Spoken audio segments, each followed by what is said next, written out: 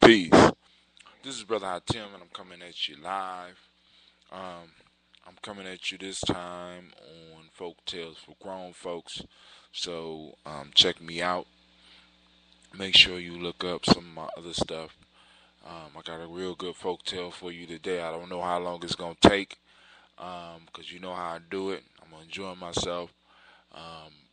But here we go. Before we get into the program, let me send out some shots. Make sure you check out my books, Geometry Journey, Workbook, Lost Art of Storytelling. You can also check out Players Pyramid. I got some other books coming out real soon. So you can check me out at www.geometryjourney.com, which is also the name of one of my blogs. You just look me up, Brother Hot Tim Geometry. Click on me on Spreaker, and it'll lead you to my author's page on Amazon. It'll also lead you to my blog. And so here we go. Now, let me give you a little history on this story. This story is an adaptation of a tale that I heard from a book. I can't remember the title, but it was a selection of stories from Nelson Mandela. But of course, I threw my own flavor on it, and I'm calling it The Witch with the Ugly Hat. Now, why do I call it The Witch with the Ugly Hat? You need to know this because this is for grown folks. In the original story, the witch in this story meets a very bad demise. But because I was telling this story to kindergartners to second grade, I had to change how she perished so that I wouldn't have a lot of complaints from the parents about the violence in the story. So I created a character with an ugly hat. Alright, so now let's get into the story. It's usually a two-part story. I tell it to my kids in two parts, but I'm going to try to give it to you in one part. Now, once upon a time, in a kingdom called Sankofa. Now, of course, for those that's been following my stories know that Sankofa was a king that was brought up under the tutelage of G. Was first a prince when his father joined the Federation. This child was blessed enough to get under the direct tutelage of G and became a great prince and eventually started his own kingdom. Now, the king of the Sankofa kingdom was the one in this story is his grandson. But we're not talking about his grandson. We're talking about his grandson's son. So now, this king was very aged. The king of the Sankofa kingdom was very aged, and he only had one son. And he was going to pass his kingdom to his son, but he wanted to make sure that the son had the wisdom that he needed to run the kingdom. So, he thought of a test for his son. Now, he knew he didn't have too much time to live on the planet.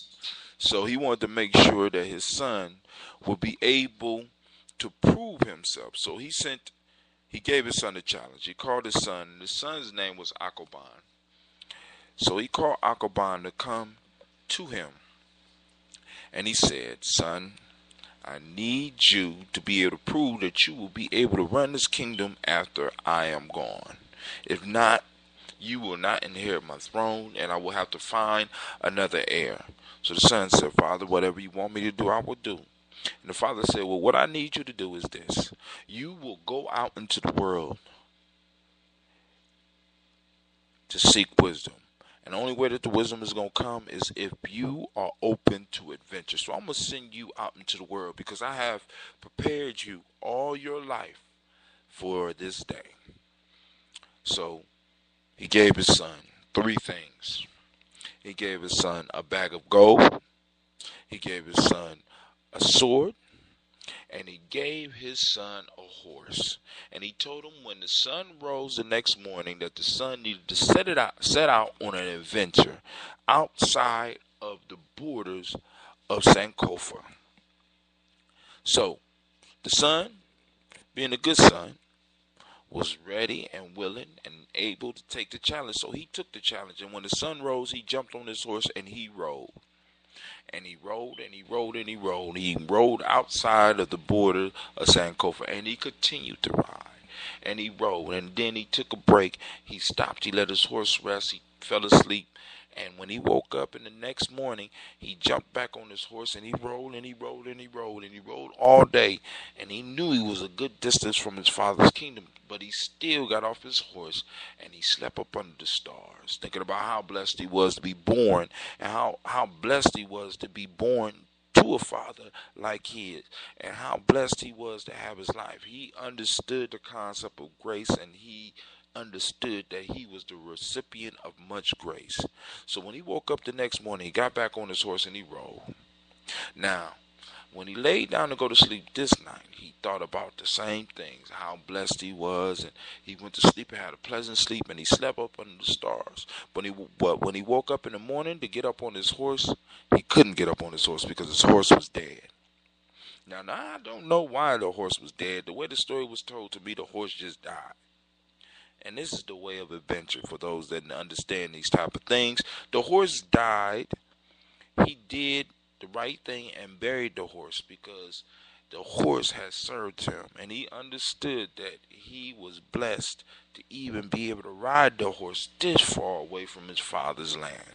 So he buried the horse and he was thankful. He said a prayer for the horse, for a libation for the horse, so that the horse can have a good resting place, because the horse has started him on his journey. So he started to walk, and as night approached, he no longer wanted to sleep up under the stars. He was tired now because he had been walking all day.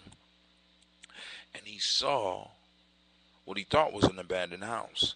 And he went up to the house and he looked around. He looked into the windows and he saw that nobody was in there. He knocked on the door and the door cracked open.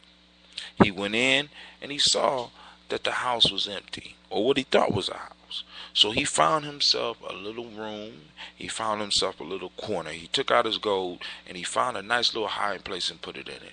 He took out his sword just in case he needed to reach it real quick, and he laid down to go to sleep. But as he drifted off into sleep and the night got late, he all of a sudden heard something. A loud bang. Boom! First he just rolled over. Thought maybe he was having a dream. Then he heard the boom again. And he slowly got up and reached for his sword. He heard the boom again. He pulled the sword out and he crept out of the room he was in and peeked around. And what he saw was 3 men digging up a grave. So the place that he thought was a house was actually like a mausoleum. A place where a certain people would bury their dead. So he saw these men pulling his body up out of the ground, and he was shocked because in the place where he come from, people respect the dead. People pour libation for those who have passed on. People never disrespected a dead person's gravesite, no matter how bad the person was. A person would deserve respect in death, at least where he came from. So he approached these men with his sword out and he challenged them. At first they were scared, but when they saw he was by himself, they got bold. And he said, "Why do you bother this man lying in his grave? Don't you know that is wrong?" They said, "This man died owing us money."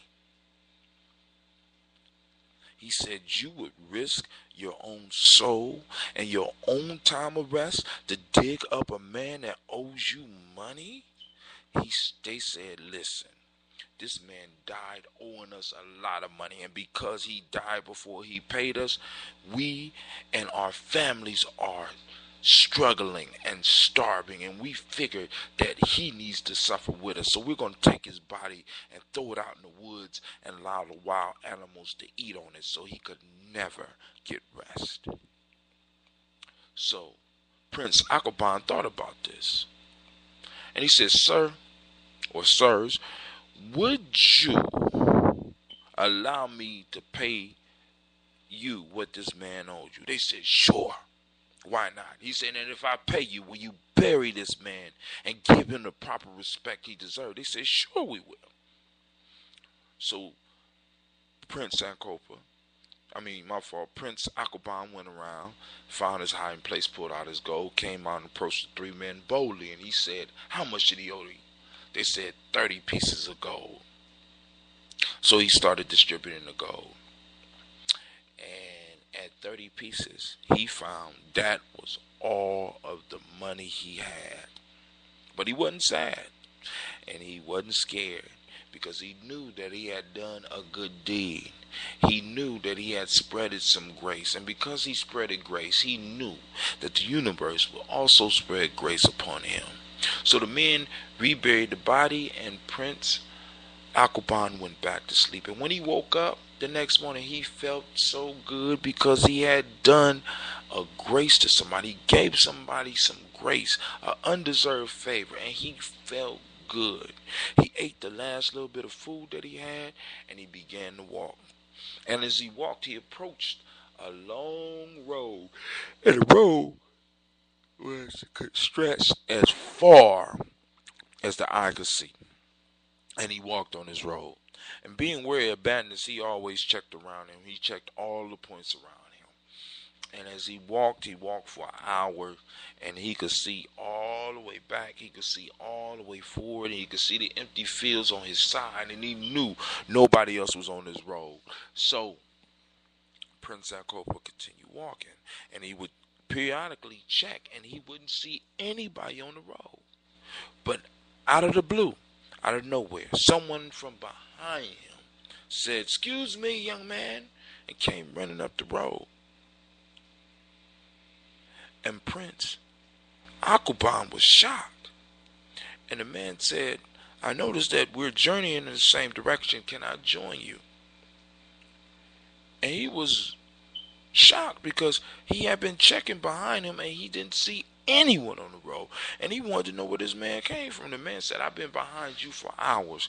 And Prince Alkebulan was like, "No, you wasn't." So rather than starting an argument, Prince Alkebulan felt him out and allowed the man to journey with him. And they began to talk, and he found that this man's name was Arel. And Arel told him all about his life. And Prince Alkebulan told him in return all about his life. And they became fast friends. And as they walked, they noticed a woman walking towards them. And she was carrying a bunch of sticks on top of her head, wrapped into a bundle. I guess she was carrying it for the fire. And as she walked close to them, they noticed that she stumbled, and when she stumbled, she hurt her ankle. And they ran up to her. And Prince Alkebulan tried to help her up, but she screamed in pain. And Prince Alkebulan looked at Brother Arel and said, "We have to help her to her house." Arel said, "Hold on, Prince. Let me see what I could do." And he reaches into his pocket and he pulls out a little bottle. And in the bottle, he takes the top off, and it's this real thick substance. And he pours a little bit on his finger, and he rubs it on the woman's ankle. Now, all of a sudden, the woman's ankle and legs started shaking, and her toes started twitching, and she jumped up on her feet, and it was almost as if she was dancing. And she said, "My leg felt better than it has ever felt before. Good sir, what do I owe you for such a favor?" He said, "Madam, take it as a grace. Take it as a blessing." She said, "Oh, okay." She said, "So I don't owe you nothing?" He said, "No, you don't. But if you wanted to give me one of those sticks, I would gladly take it." She said, "All you want for healing my ankle is a measly stick? Look, reach in the pile, take what you want." So Arel started digging through the pile, and he found a stick that suited his needs. He slapped it in the air like he was swinging at something twice. And he said, "Thank you very much." And him and Prince Alkebulan started walking down the trail again. And as they got a little distance away from the woman, Prince Alkebulan looked at Arel and said, "Arel, what are you going to do with that stick?" Arel said, "You shall see." So as they walked up to this village. It wasn't that small, but it was a nice sized village. It was big enough to have a village square where there was trade going on. And in this village, there was a magician. And this magician had a puppet, and he was very good with this puppet. He had the puppet looking like it almost talked on its own, and he moved it with little strings that was connected to his fingers, so it was more like a marionette. And the little puppet danced and sang, and they stopped and they watched it and they enjoyed it. Neither one of them had money to throw out because, as you remember, Prince Akbar lost his money, and of course, Ariel didn't have none. So they just watched, and they was really enjoying the show all the way up until this dog noticed the puppet and ran up and just attacked the puppet because he didn't know what it was, and he attacked it and tore it up. And the magician grabbed his sword and was about to strike the dog down. And Ariel ran up and said, no, no, no, no, don't kill the dog. The dog don't know what it's doing. He said, but this dog has ruined my livelihood, and now it'll be harder for me to feed my family. And Ariel looked at the puppet and he said, man, I could fix that puppet. And the man said, what? He said, I could fix the puppet. If I fix the puppet, spare the dog. The man said, deal. So Ariel reached into his pocket, pulled out that salve again out the bottle, and he poured a deep, thick liquid on his finger, and he rubbed it around the neck of the puppet. He connected the neck and the head back together. He connected the arms and legs back to the body with the salve. And all of a sudden the puppet started moving by itself and shaking, and it jumped up. And not only did it jump up, it jumped up and started speaking without any aid from the magician. And at first the magician was terrified, but then he realized that this puppet still was at his service, and he realized how much money he could make now that he had a puppet that moved without the strings. And he was so grateful that he told Ariel, hey, what do I owe you for this, besides the dog's life? Ariel says, you owe me nothing. But if you wanted to give me that sword, I would gladly take it. The magician said, you give me a fortune in the puppet that you have fixed for me, and all you want is this old sword? Ariel said, yes. And he gave him the sword. And Ariel took the sword out, he looked at it, and he smiled, and he slid it back into his holding, and him and Prince Akbar started walking away. And as they got outside the village, Akbar looked at Ariel and said, what are you going to do with that sword? And Akbar looked at the prince and said, you shall see. So as they walked, they saw the buildings of a beautiful city, which must belong to a great kingdom that, Akbar, since he never really been outside of Sankofa, never saw. But he said, this city has to have, it looks as great as the city that I come from. We must go there. So Ariel says, okay.